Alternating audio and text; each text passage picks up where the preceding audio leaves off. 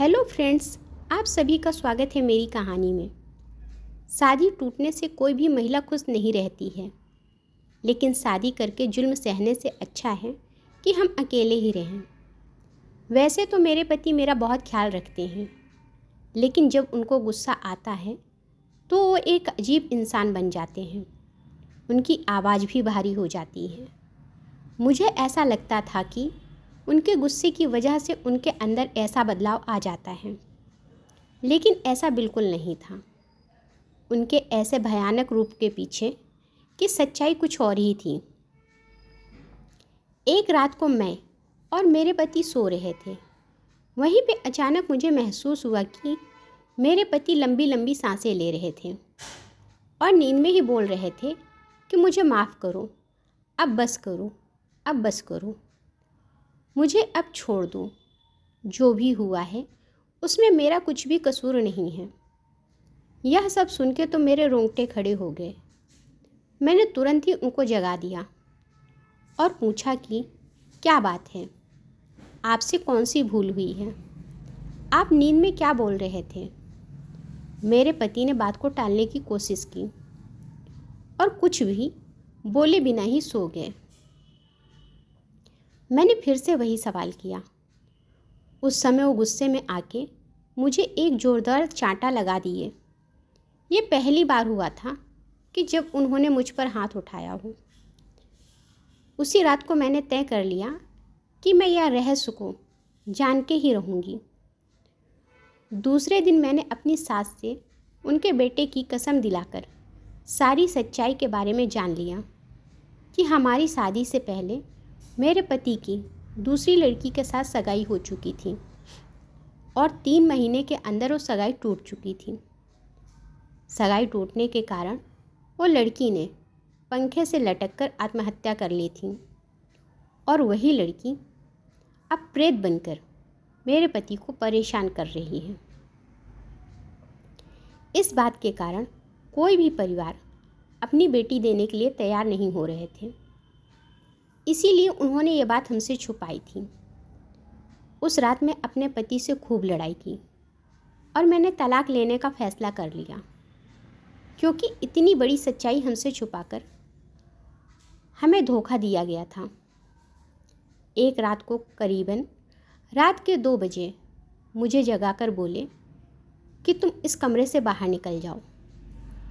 उस समय उनकी आंखें खून से लाल हो गई थीं और मेरे सामने इस तरीके से देख रहे थे कि मैं कोई पराई व्यक्ति हूँ।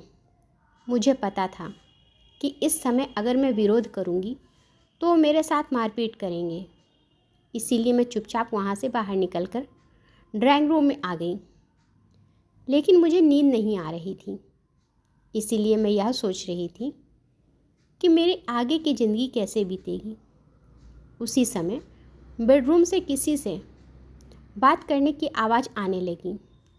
मेरा हृदय डर के मारे कांपने लगा, क्योंकि कमरे में मेरे पति के अलावा वहाँ पे कोई नहीं था। मैंने तुरंत कमरे से झांक कर देखा तो मेरे तो होश ही उड़ गए।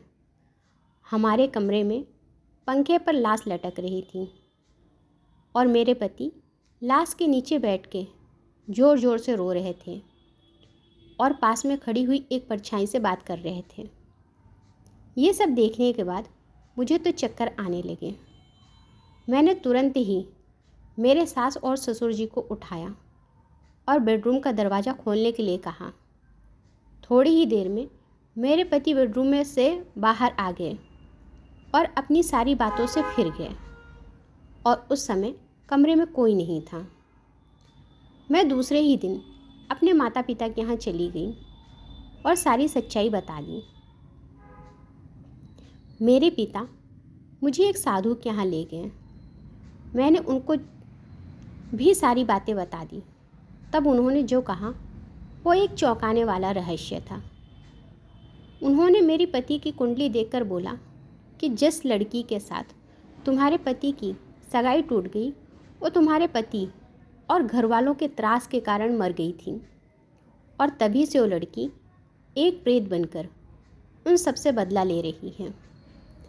तभी से उस लड़की की प्रेत आत्मा ने तुम्हारे पति के शरीर, मन और दिमाग पे कब्जा कर रखा है और वो कभी भी अपना बदला लेने के लिए कभी भी हमला कर सकती हैं। दूसरे ही दिन मैंने तलाक लेने के लिए कागजात तैयार कर लिए। तलाक लेने के बाद मैं उस भयानक वातावरण से बाहर आ गई।